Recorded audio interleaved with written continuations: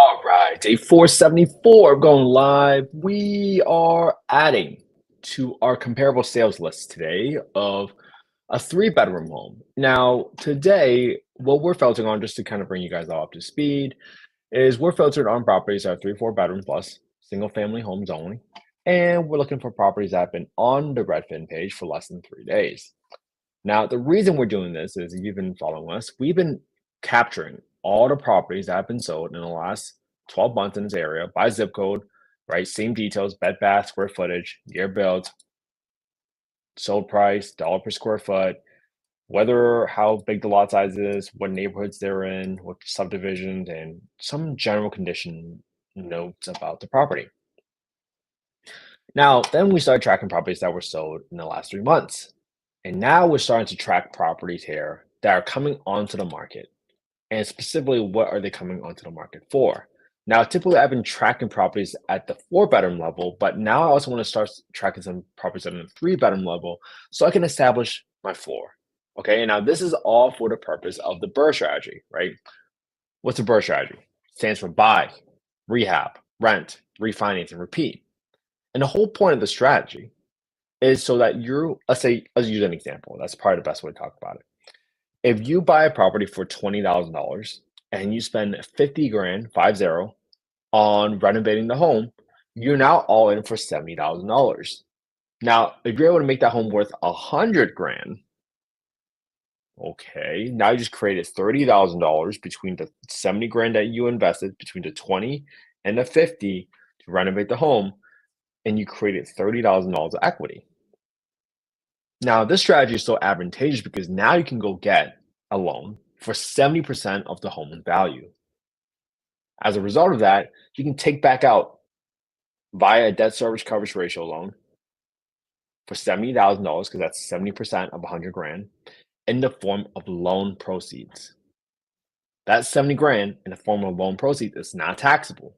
So you can take the same 70 grand and put it towards the next deal and rinse and repeat over and over and over again. Okay. Hopefully you follow that strategy. Now, why is that strategy so advantageous and so much more scalable? Because what's the alternative? The alternative is you saving up money from your full-time job for a 20 or 25% down payment and hoping that the first property you buy either cash flows or appreciates, and then you save up money all over again, right, to buy your next property, which is a lot slower, but I'm not saying you can't be successful doing that, right? This is not an investment advice. We're not selling any investments on this call. We're just showing you how to compare and why that strategy is so effective for the BRRRR compared to your normal path. However, what is the BRRRR strategy heavily dependent on? It's heavily dependent on you getting the ARV or the after repair value correct. That's what's so important. So, if you get your ARV incorrect, that's the difference of you leaving money in the deal versus getting back out all your capital in a perfect BRRRR, quote unquote, where you're able to get back all the capital you invested. That's making almost a risk-free investment if you count risk-free as you not leaving any money in the deal. Okay. Now, the reason why we're tracking properties that are coming on the market is because of a couple of things. One is the 10-year treasury yield has been seesawing, right? It recently went up to like 4.8 just 2 days ago, 3 days ago. And you can see that's nearly at its 12-month high. Now, the 30-year mortgage interest rates are affected by the 10-year yield in primarily two ways. One is the actual interest rate of the 10-year yield, which is at 4.6, but you've seen as low as 3.6, 3.3. But we've seen it as high as 4.8, almost close to 5%. Then the second factor is the spread between the 10-year yield and the 30-year mortgage interest rates. That spread usually has been about 1.5 to 2%, max 3%. And using that spread, you can see that why and how the interest rates get to about 8% a while ago, right? And when you go that high with the spread, that's how we got 8% mortgage interest rates, which essentially brought the home sales volume to nearly a halt. But now that the spread has narrowed, now you see, even though we're back up to close to 12-month highs for the 10-year yield, you don't see interest rates in eights because that spread has narrowed. All right. So that's why we're tracking this properties and what they're coming on the market for, because guess what? If you're relying on 3-month comps, right? Meaning they've been sold in the last 3 months, you have to really think about, hey, what happened 3 months ago? 3 months ago, it was almost a full point differential in the 10-year yield compared to where we are now 3 months later. Huge difference, right? So if you're not tracking what property is coming on now, the properties that are being sold today might probably affect your BRRRR property 3 months from now after you have bought, acquired, and renovated the home, and now you're looking for a refi. That's why we're tracking what properties are coming on the market, because we have to understand that as interest rates go up, it drives the affordability down. And that's why we got to keep track of the ARV, because you can understand how to manage that risk, how to understand, like, hey, my ARV is this number or my ARV is that number. What does that do to my cash that I leave in the deal? All right.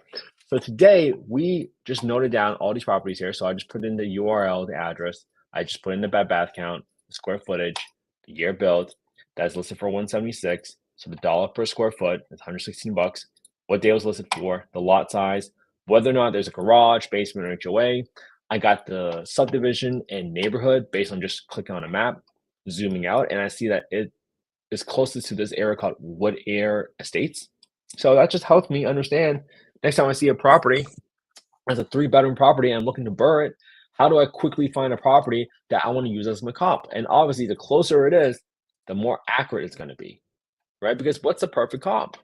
The perfect comp would be, hey, if I can buy a property right next to it and I'm looking to BRRRR and this had the same property, right? And this property sold and the same bed bath count, same square footage, same year built, same lot size, that's your perfect comparable property, right? But that's usually not the case, right? As you go across big man-made borders like this Route 75, or you go across natural borders like these creeks or mountains, now you're in completely different neighborhoods. Center Point is a little bit further out of Birmingham, a little bit more family friendly, a little bit more quiet, but it's a completely different neighborhood. So you got to understand what you're getting yourself into. All right. So for this property, I can now refer to this property. Let me make some notes with the comments. This is nearly renovated inside and outside, fresh paint, above average kitchen, above average bathroom. Okay. Above average kitchen and bathrooms, modernized with recessed lighting. No painting or floor work needed. So that gives me sort of my ceiling on a dollar per square foot purchase, because I don't think I would renovate my rental properties to be nicer than this home, right? So this is a great comp. Now, at $116 per square foot, if I was trying to BRRRR a property, right, I probably don't want to be all in from 175 for $80 per square foot on a purchase and acquisition basis, because that's how I get most of my money back out. But does it cash flow? Let's see. Let's analyze this deal, right? Let's analyze this deal as is, as a 3-bedroom property. So one of the first things I'm going to do is I'm going to pull up my spreadsheet. I'm going to plug in some of the details here. 120 26 Ave Northwest. This is listed for 176. So I'll plug that into the asking price. For my renovations, let me delete this multiply by 3, because yesterday I was multiplying by 3 for one of the scenarios I'm looking at. And so if I go to my rehab calculator for this property, I have roughly no renovations here. I also replaced 2 of the toilets with high pressure flush toilets. There's no flooring work needed, so I can zero that out. No paint work needed, that's 0. I got $5 with some landscaping just to keep it tidy, but even the outdoors look pretty well, decent shape. And I got $1,500 for the roof, just in case there's any issues with the roof that I need to patch up or anything. So that gives me a total rehab of about $3,500. Super easy. All right. Now, for my rent amount, if I go to affordablehousing.com and I go to the owner section, I'm going to go to the market rent estimator. I'm going to plug in the address. I'm plug in the bedroom count. I can see that the average rent for 25 units that are 3 bedrooms in this area within a 0.67 mile radius is $1,091. All right, that seems pretty in line with what I've seen. $1,091. Great. Now, if my property tax number from the payment calculator is accurate, let me go down here. Obviously, you should double check your county assessor records to make sure you're getting the right amount. It says 101, 101. Great. 101. Then for my insurance number, I got 136 right here. I'm assuming that 136 is an estimate for a primary residence buyer. So if I'm using it as an investment property, insurance companies will view that asset as a riskier asset. So I'm adding a 20% premium right here. So by adding a 20% premium, I'm going to estimate my insurance cost to be about $160 a month. Okay, great. I'm being a little conservative, right? But the whole point is for you to figure out, hey, what price or set of terms would make this deal attractive for me so that I can decide whether or not it's worth my time to investigate further. Okay. So now at 10% of my rents every single month, at 10% of my rents set aside for property management, I got 5% set aside vacancy. The most important number right here is taking aside 10% of your rents every single month for maintenance. Because guess what? You know that these expenses are coming your way no matter what. You know that a roof is going to get replaced in 10, 15, 20 years. Same thing for your HVAC, same thing for your water heater. Sometimes you might even get things stolen. Yesterday, one of my HVACs got stolen from my property. Can't even make this up. It happens. So these are the unexpected things that will come your way. And you don't set aside this stuff, this money every single month, you will be grossly overestimating your profitability because you underestimated your expenses. All right. So I got 25% down for this property. So my down payment is going to be equals to B4, my asking price, times 25%. So it's 44 grand down payment. I got 2.5% for closing costs, my 35 bucks for renovations. If I use this property, assuming I can get a loan for 7.5% interest rate on this property, my finance amount is going to be equals to my asking price minus my down payment. That's 132 grand right here in K6. So if I rent this property out, let's write down the scenarios, right? As a 3-bedroom, and I rent it out for 1,091, I would cash flow negative 369 a month, losing negative 369 a month, the negative 8.5% cash and cash return. Assuming you bought this property for $76,000 with a $35 rehab, 25% down, 7.5% interest rate. So that's not a deal, right? I mean, I don't know about you, but I don't want to lose money every single month, right? I mean, there's some people that would be okay with a deal that breaks even, as long as they, like, let's say you're buying a $1 million home in Southern California and it goes up by 5% every single year. It's speculative, it's risky, but that person, that investor might be thinking they will make $50,000 a year. And that's a much faster way to grow your wealth, right? Than hoping for a couple $100 a month of cash flow. But that's why this is not investment advice. You got to understand, what is your goal? Why are you pursuing this strategy? Do you have active income? All these factors matter, and they're very unique to your own personal situation. That's what you got to talk to your own investment advisors about. Why are you diversifying your portfolio this way? All right. So at $176,000, that's not a deal. So what happens if I lower my asking price, right? What price would make this a deal, quote unquote? If I go to $70,000, now I'm at 10%. So I would have to buy this property for nearly $100,000 less than what is listed for, assuming everything else stays constant, right? Because now I can cash flow 9.9%, and that's a 187 positive cash flow, assuming I'm still renting out as a 3-bedroom for 1,091. I'll do one more scenario with you guys. Let's say your interest rate dropped from 7.5 to 6%. See what happened to my cash and cash return number there? It went up by nearly 2.6, 2.7%. So now you might be willing to pay $78,000 for this deal, because that's 9.8% instead of 70 grand. And that's a deal assuming you can get a loan for 6% interest rate at 25% down. Because now you're cash flowing $203 a month, the 9.8% cash to cash return, assuming you're still renting out as a 3-bedroom, 1,091. Now, what if you are able to turn this into a 4-bedroom, right? I'm gonna go to affordablehousing.com, change the rent to a 4-bedroom from a 3-bedroom, and now you're getting creative, right? Because the average rent now for 23 units within a 1.65 mile radius, that's a 4-bedroom, is $1,400. So let's say you change your rent to $1,400, and now let's say you add on $10,000 to add extra bedroom for permitting, putting up walls, putting electric out there.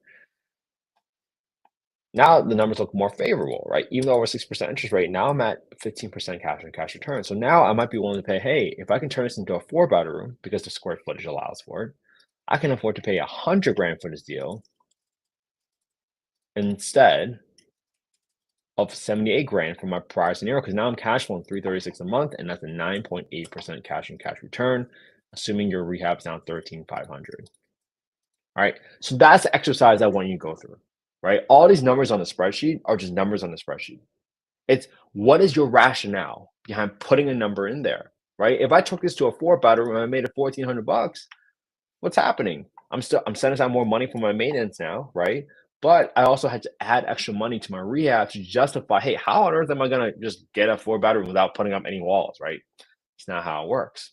Then you gotta make sure you get the permits, so it's legally documented, it's a legal bedroom. All these factors matter.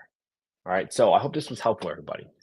My hope is that you copy my homework, right? Look at the same deal I analyzed today using the same spreadsheet. You guys want to copy the spreadsheet, go to affordablehousing.io, not .com. Go to the Get Deal Analysis tool. It'll bring you to this page, putting your name, email, your phone number. That's the fastest way for you to get a copy of the spreadsheet. And I didn't make the spreadsheet from scratch, right? I got it from a few other folks. Your rehab estimates are going to be very different depending on what market you're in. I just updated based on my own personal experience for my own rentals. That's it. You can do whatever you want, update it based on the bids you get. So I hope this is helpful, everybody. Copy my homework, all right? My hope is that you start your own YouTube channel because at some point, someone's going to ask you, hey, why do you think this is a deal?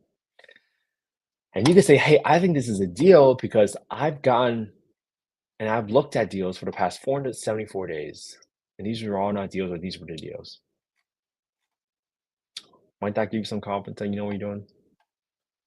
Certainly hope so. So, my go. If you guys want, I've got a new podcast alert with Brian Drobnik. He's in Nashville, but man, he's been part of some amazing developments where he was helping folks. I mean, they solved chronic homelessness in Ohio. It's crazy, right? They went from a city that was spending nearly $26,000 per chronic homeless individual. And once they got the building built up with services, operating costs, blah, blah, blah, it only cost the city 15 grand. So that's a cost efficient way to handle some of your homeless problems. Again, affordable housing is such a big problem. And there's so many ways to approach it. I just love hearing from people about what has worked.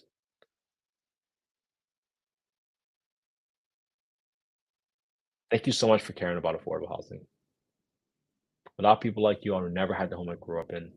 Hope this content is helpful. Leave a comment, share the podcast with other people. If you can share the podcast and leave a 5-star review on Apple or Spotify, I would appreciate that so much. It helps us get the word out there. Thank you so much for sharing the channel. Thank you so much for all the positive, encouraging comments that you guys always leave. It means more than you know. I appreciate it so much. All right. I hope you all have an amazing Thursday. Spend some quality time with your family and friends today. That's what life is all about. I'll see you all tomorrow for day 475. Have a good one, everybody.